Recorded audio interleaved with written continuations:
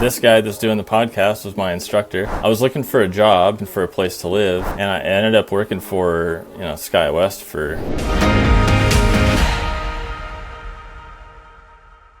Welcome to the Pilot Pro podcast, enabling doers like you to achieve your aviation dreams and become safe, confident pilots. In today's episode, I'll be interviewing Jeff Johnson, an aerial survey pilot and sensor operator out of Topeka, Kansas. Jeff was a former student of mine a couple years ago and is an amazing pilot.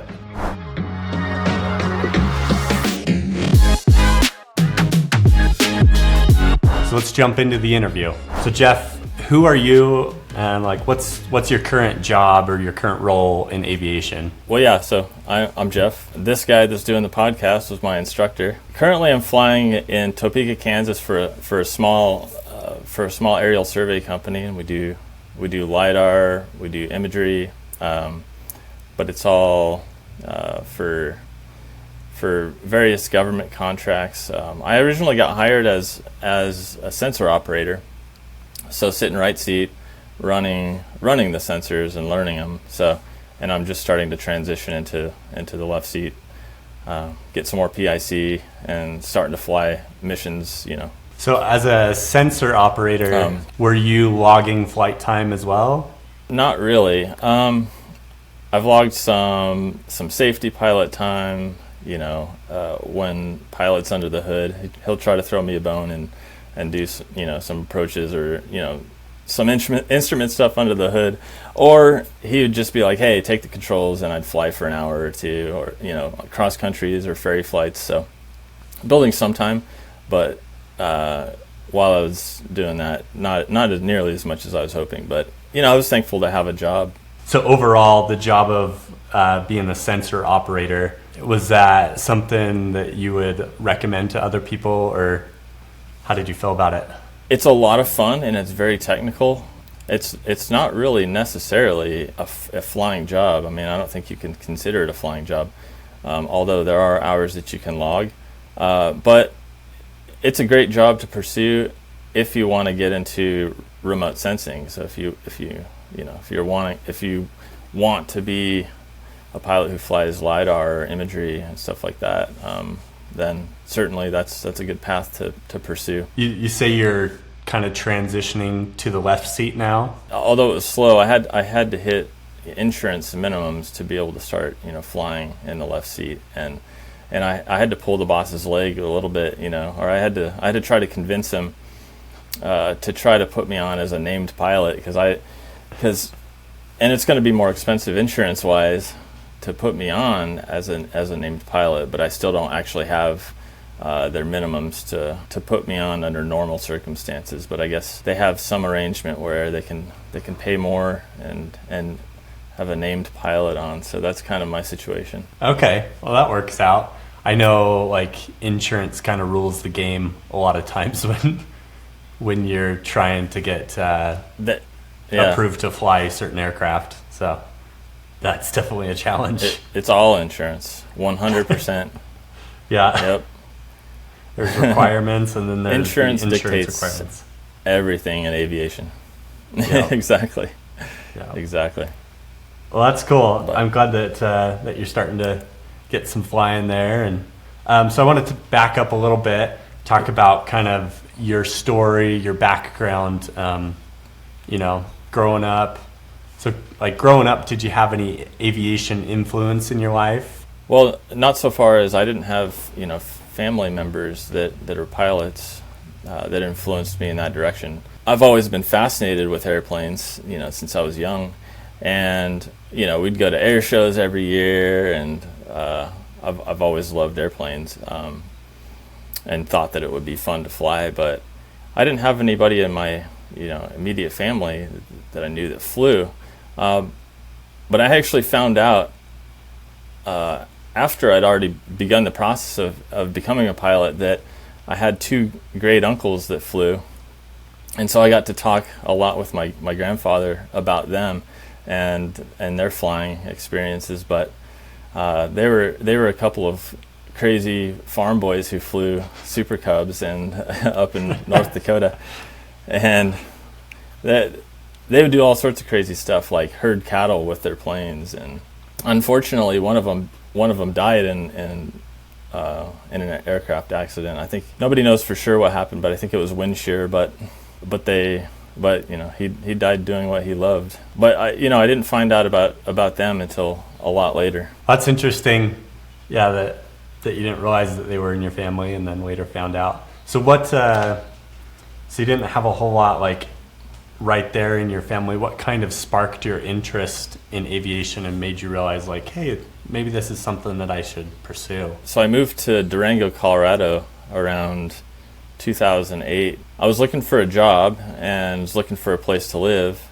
I found a house with a real cheap room to rent, and this house had 7 or 8 rooms. There's a bunch of people in the house, but two of the guys there worked for SkyWest on the ramp.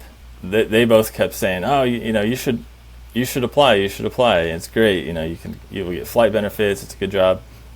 So I eventually did, and applied there, and I ended up working for SkyWest for it's like close to 9 years on the ramp, and I was doing IT consulting and stuff too up there too. But it was a good job. Traveled a lot, and I really enjoyed it. But the time came when my back couldn't take throwing bags anymore, and so I was like, and I was kind of getting tired of the IT work I was doing as well. So I was already kind of ripe for looking for a new career. So I said I'd like to stay in aviation. So what are my options? Because I don't want to do this anymore necessarily. And I actually looked into flight attendant at first, and it turns out I'm too tall for SkyWest anyway. So really, I didn't know. Or I didn't remember that. I didn't know that they had a limitation on height for flight attendants. It may have changed since then, but you couldn't be more than something like 5'10", maybe. I don't know. They probably thought or knew that you would destroy your back or neck or something. I know you're probably more at risk for hitting your head or something during turbulence or something like that. I was like, well, that's a good point, because I can't imagine being bent over my height in the galley for that long. It probably would mess me up. So maybe it's all for the best. Exactly. So I said, well, what else can I do? Oh, I might as well move up into the flight deck, right? A lot of my friends who had worked with me on the ground for SkyWest had already gone off to flight school, and so I was kind of like, well, I had seen several of them go off and do it, so I was like, well, might as well do it myself. But I definitely had a push in that direction too. So my fiance then, now wife, she really pushed me, and I was actually looking at other options. I was like, well, maybe I could be a nurse or something, but she's like, you can't handle blood. I was like, okay, fair point. And I had another coworker, a guy in Durango, his name is Greg, and he's like, I'll never forget, we were walking on the ramp, and he's like, what are you waiting for? And I was like, that's a good question. What am I waiting for? Did you start flying out there in Durango, or what's the next step along the way for you? I was about to say no, but that would be a lie. There was a really cool guy that I had met while working customer service, and he's a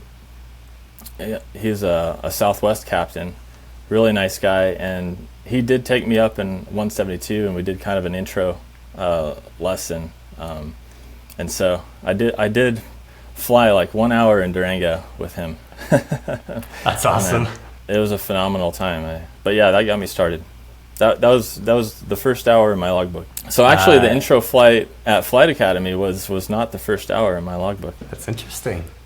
Okay, so had you already decided at that point, hey, I'm going to be a pilot, or was the intro flight your decision point? I had already decided that I was going to pursue it, but there's always the possibility you get in the airplane and you hate it. I've got a good friend that I grew up with that wanted to pursue it, and he was going to do it. He was and he's a go-getter, but he got in the plane and he was like, nope, this is not for me. So but fortunately I loved it, and I only wanted more. So Okay, so I did. you go on this intro flight. You confirmed like this is what I want to do. You're gonna pursue it. So where do you go from there? So then I started researching flight schools, and I looked all over the country. I looked literally everywhere, and ended up finding our flight school, and everything looked good. The price was right. There's mountains. So I made my decision and headed to Utah. All right.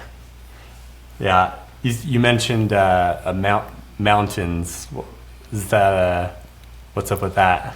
My wife, she wanted, so we tried to come up with kind of a compromise place. So she wanted a city and things to do, and I wanted mountains nearby. And so that was another thing that really worked out with Utah, is that there was both of those things. So it is a good place to learn to fly then in that aspect of. Oh, absolutely. Not only mountains for like the outdoor activities outside of flying, but you also get a little bit of mountain flying experience and stuff. So. Oh man. So and that was so valuable too. I mean, I always wanted to. As soon as we took off, I only ever wanted to head east. Right. Okay. So you started flying. What would you say was the hardest part of flight training for you? Without a doubt, check rides. And they always ended up being easier than you thought they'd be. Not that they're easy. They're extremely difficult. But I just tended to be my own worst enemy when it's kind of like, especially your private pilot check ride. You have no idea what to expect, and I didn't get a minute of sleep the night before that check ride. Literally, I stayed up all night. It can definitely be stressful. Like you said, especially that first one, the private pilot. Oh my gosh. Like it's just totally new. Yep. You don't know if this check ride examiner is going to be a normal person or if they're going to be hard on you and whatnot. Exactly. And you hear things like, oh, your whole career, depends on this, and like you can't screw up, and of course your brain just becomes an echo chamber for all of those things. So what would you say, was there anything that helped you through the check rides or like anything along those lines? Just being well prepared, I think, is probably the best thing. But also knowing that, well, there's a couple things. Someone told me that the examiners want you to pass. They don't want to bust you. They don't want to fail you, and so that helped. And also, kind of having the mentality of you've already passed, you just have to prove it. That also helped me a lot, just mentally. Yeah, I like that. Number one is just being prepared. Because right? Your stuff. You're at that point where you've been recommended and you've gone through mock check rides or whatever. So I like that. You've already passed. Right. Just got to prove it to this guy, and then he'll sign you off. You always said, like, hey, I wouldn't recommend you if you weren't ready, but as a student, you still have those doubts, right? Along the way, during your flight training, were there any big triumphs or successes that you remember specifically? The one that sticks in my head is early on. You probably remember this, but I had a pretty hard time with landings, and it took me a while to really kind of dial that in. And I always felt like it took me longer than it did other people to kind of figure it out. And once I had that felt like a big triumph. Yeah, that makes a difference. I can totally understand that, like realizing, once you've got landings down and you can do that task well consistently every time, that it's like I'm a real pilot now. Right. If something I can land an airplane, that's the hardest part. Right, exactly. That now that you're a commercial pilot, you have your multi-engine as well, right? Yep. And yep. And then you're also a CFI, correct? So just along CFI, the way, not a double I or MEI. Okay, gotcha. Now that you are you've gotten all that done out of the way, you're a certificated pilot. Yep. you've been doing this for a while. Is there anything that you wish you'd known at the start? There's a lot of times when I just was, overburdened by stress, and I think if I had known then what I know now, I think I could have kind of enjoyed the process a lot more instead of stressing about it.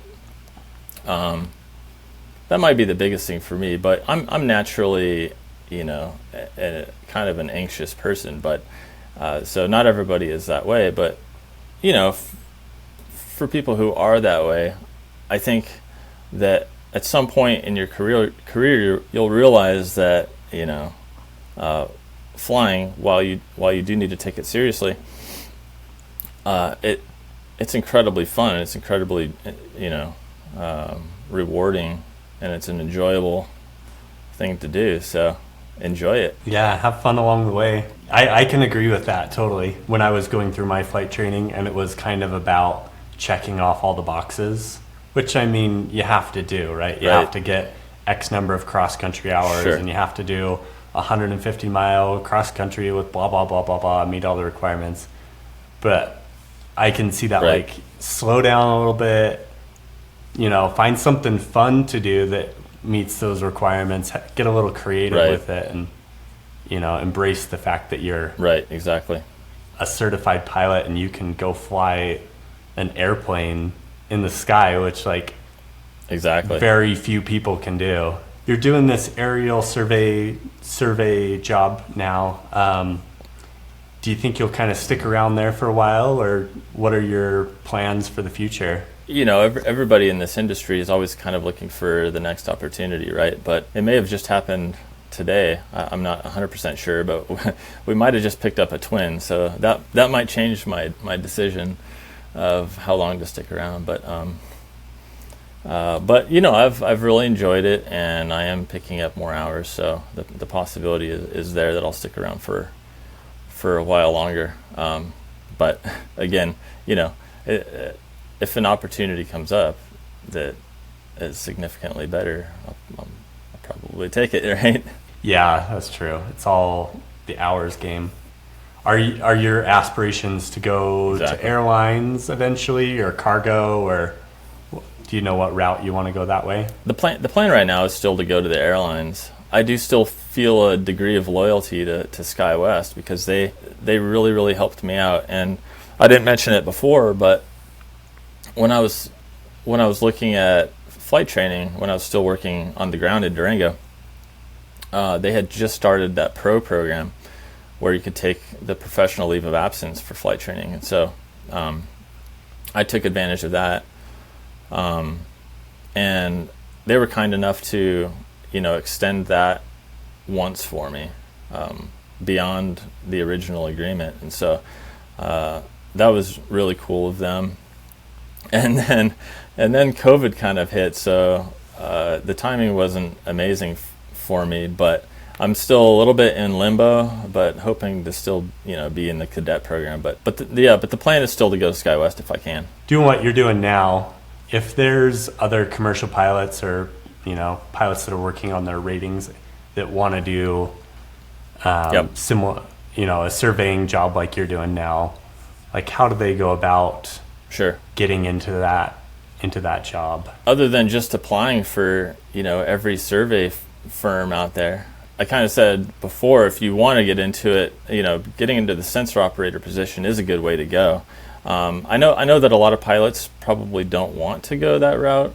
Everybody wants to get to the left seat, right away. But if you can be a sensor operator for a short time, you can definitely be an asset to a company that other pilots, or you can have a skill set that other pilots don't have that will be valuable to those companies.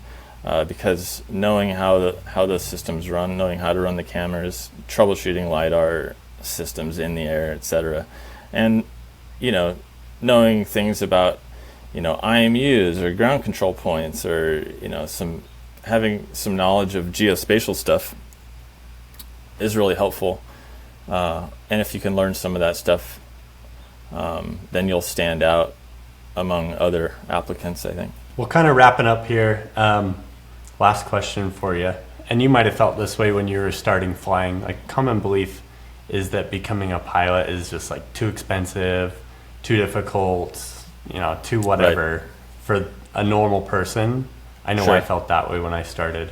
Right. So what would you say to somebody that wants to be a pilot but has been conditioned to believe those types of thoughts? Those sorts of sayings have really stuck around for a long time, but I think they originated at a time when schooling, it's always been expensive to become a pilot. It wasn't always as expensive to go to college. And now I think that tuition prices overall have kind of caught up to the costs of becoming a pilot are now anyway. So, I hear all the time of people that have, $60, $70, $80, $100,000 in student loans, and like you can absolutely get to where I am now for, the lower end of that number. Sure, it's still expensive, but everything else is too. And in the grand scheme of things, really, like, once you're flying for a good employer as a pilot, like you can make pretty good money, like more than you may be able to with a degree in a different field. So it definitely is comparable in that way. Your potential for pay increases, if you can get into a stable career, like at the airlines, you're not going to find too many other jobs where, in a decade's time, you can increase your wages by that much. People like to talk about the abysmal pay when you start out. That's not why we're in the industry. We know that there's money as long as you're willing to stick it out. So you're right. It can start off pretty low, but it does get better, and I'd say that's probably fairly true for most careers. So. Yeah, exactly. It's not unique in that aspect either. Well, cool. Thanks, Jeff, for hopping on the podcast with me. Absolutely. Absolutely, Justin. Here. We'll have to touch base here in a year or so again, and obviously we'll be in contact between now and then, but we'll have you back on the podcast, see where you're at a year from now, 2 years from now, and kind of keep updated with you. So thanks for joining us. Absolutely. My pleasure. Good to be with you.